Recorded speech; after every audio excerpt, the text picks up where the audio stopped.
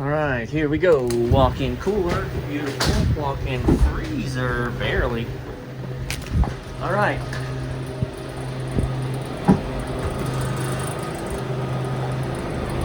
Where's the nut on that damn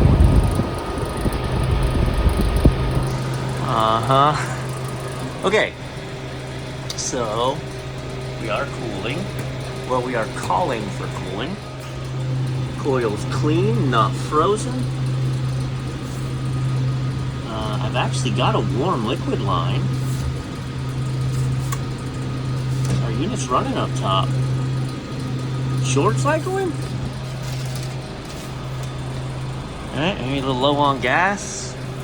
Alright, let's get to the roof. This is that wonderful double roof. Ladder there, up to the walk-ins, ladder here, up to the roof.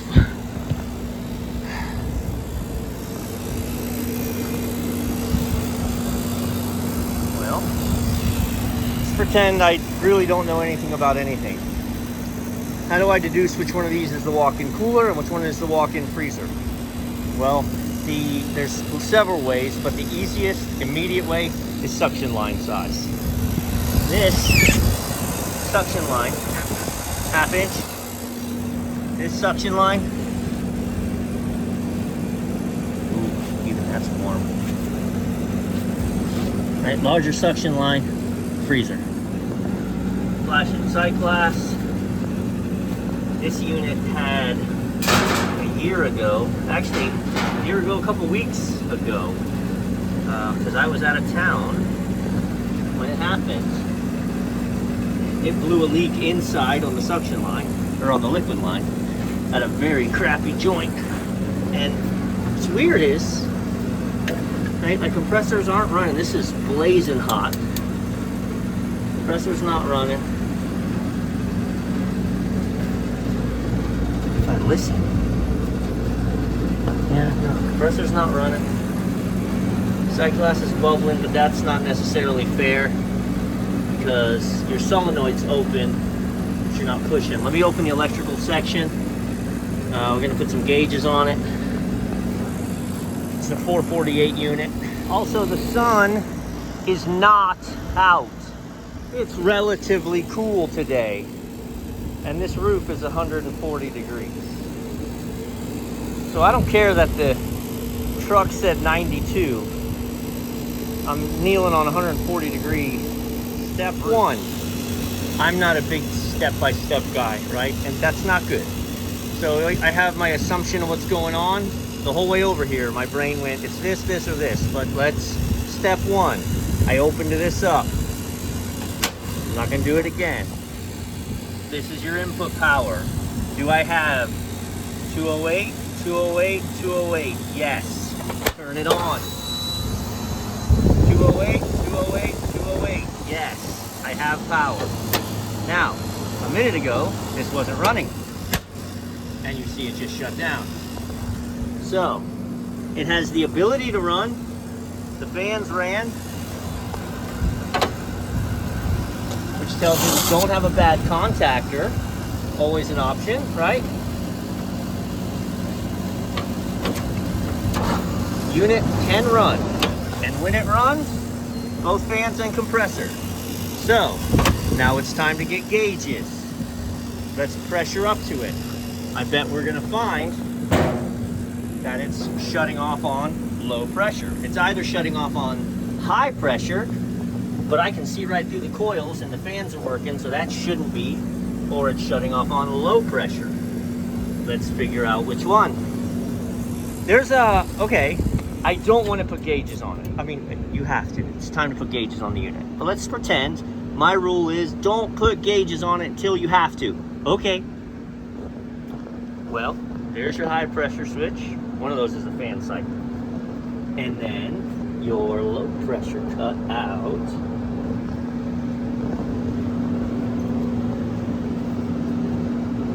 I mean, no, they're using the low pressure control.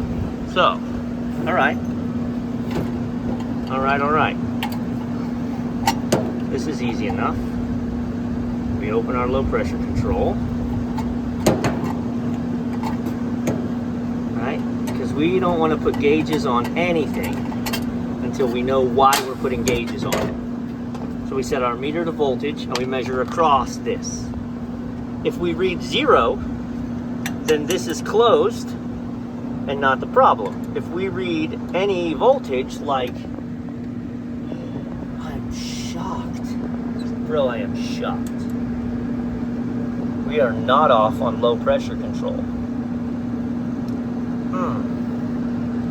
This control is closed. Here's what I mean by that. Why does it read 0? Let's put it on ground and touch one side. 120 volts. Ground and touch one side. 120 volts. So you got 120 in, 120 out. You're not off on low pressure. You're off on high pressure.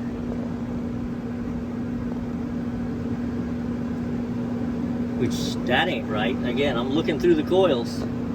So you may have a bad pressure switch that's failed. In which case, I'm looking at where we'll have to put a new one. So, either way, we got to put gauges on this guy. But that's a shocker. I would have bet, and I would ask, right? You guys watching, what would you have bet based on what we saw at short cycle? Let me go grab gauges. We'll get into the next steps. Let me explain a deduction I've made that if I don't explain, you might not let it go left unsaid. I'm off on low pressure or high pressure. I know that because the contactors pulled out. Those interrupt the control circuit. So, oh, that was scary. So, if I was off on thermal, meaning my compressor was just overheated, and also this is asking for trouble right here. My fans would be running because the fans and the contact on the compressor are on the same contactor. Except, okay, we were off on a low pressure. The reason I wasn't reading it on a low pressure switch is the time delay. So when you reset the unit, this was on like a 3-minute time delay, which means you weren't energizing, you weren't sending the other leg through. Turn that down, she's running. She just shut off. Our pressures are pretty low. 204, 209 across the pressure control. We're off on low pressure because we're off on low pressure. So, bleed it out. It's off.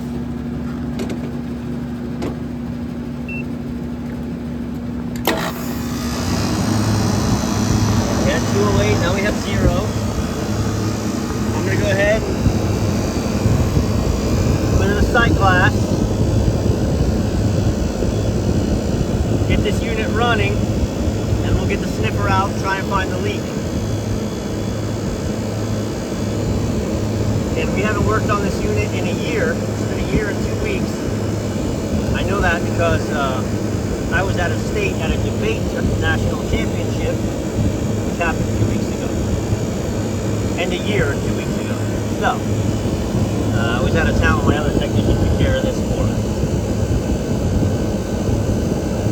I did follow up afterwards. Everything was good. And so we've been running for a year, no problem. And then all of a sudden today, they find it hanging out at 32, which is an indication that it's short cycling, right? The freezer's holding at 32. And it's not running north to 50, 60.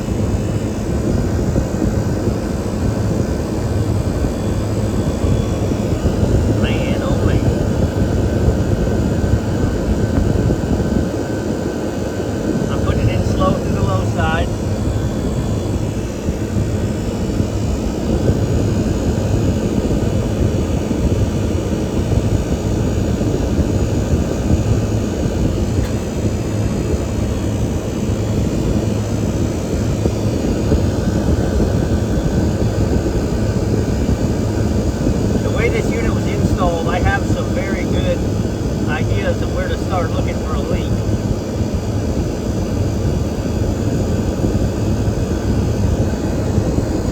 And then let the system stabilize for a minute. We're still flashing, but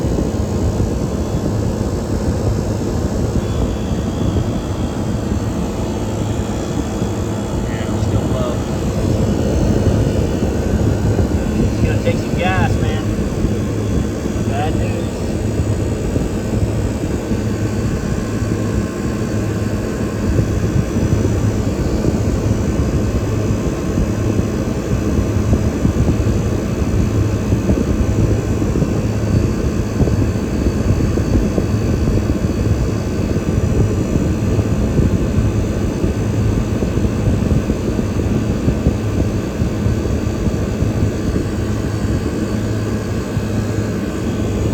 Sorry, I know this is boring. I guess you don't have to stay. Let me put it aside. Unbelievable how much gas this is taking. I mean, this thing was out.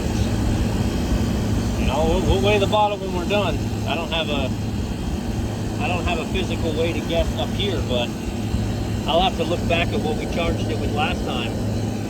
But man, as long as you've been doing this, I would bet we're gonna 5 or 6 pounds of gas this thing. It doesn't say how much, because quite often units with remote line sets don't, or remote condensers don't, because you can't trust the technicians to not go, oh, 4 pounds of Freon, here we go, gas it up and be done, even though it's you're almost there. Because your line set changes things. How far away are you? Too close now.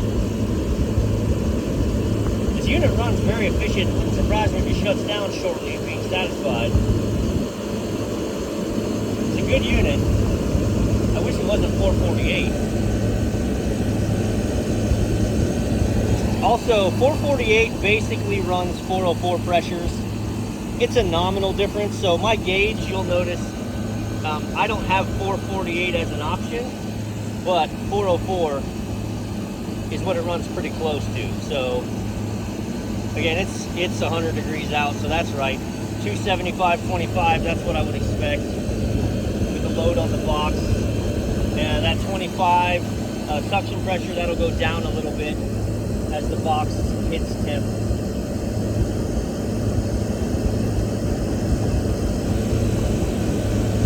My camera's struggling to even stay on. It's just so hot. It's burning hot to the touch.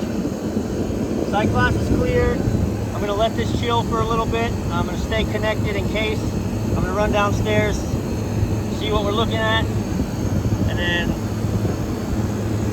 she should satisfy, we should be all good. I'll check the obvious places I want to check for a leak, and otherwise, we're going to wrap this up on a Saturday. We're going to come back and find the leak and see what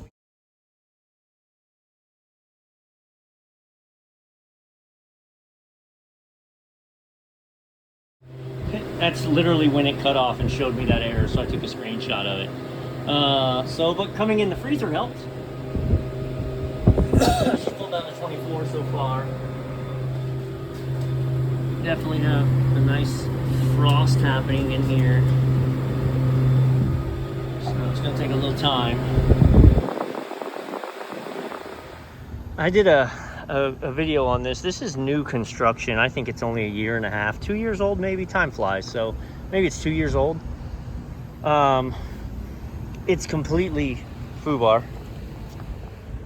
Your line sets are running out there and to here, but they put the roof on upside down, the materials. So this is supposed to be the other way because it gets sealed on the outer lip, right? So the place that they sealed it, it has a pre-made spot that it takes the heat gun and you seal it up.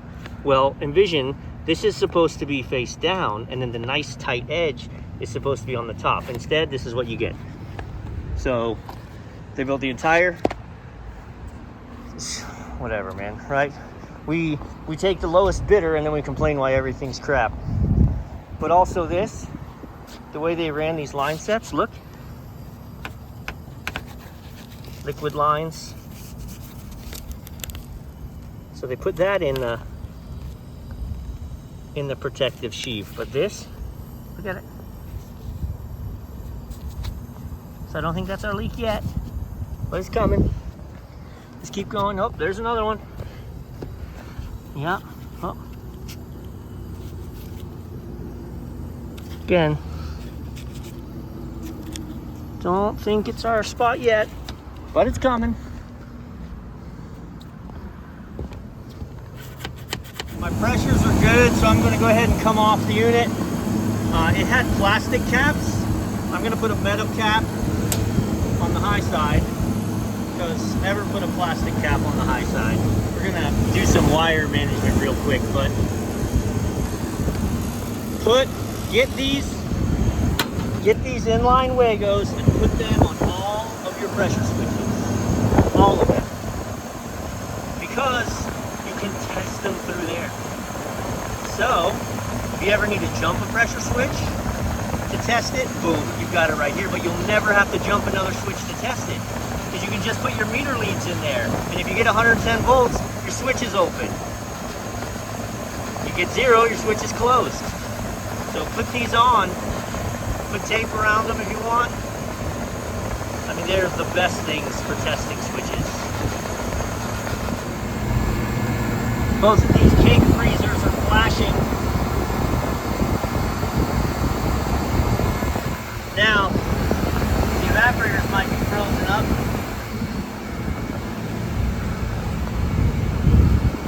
But I'll note it on the work order. I weighed my bottle, and I used 4 pounds of gas. We're down to 16 degrees. I just got another call for the big Daikin kitchen AC that I replaced that transformer on. Something's popping the transformer again. See ya.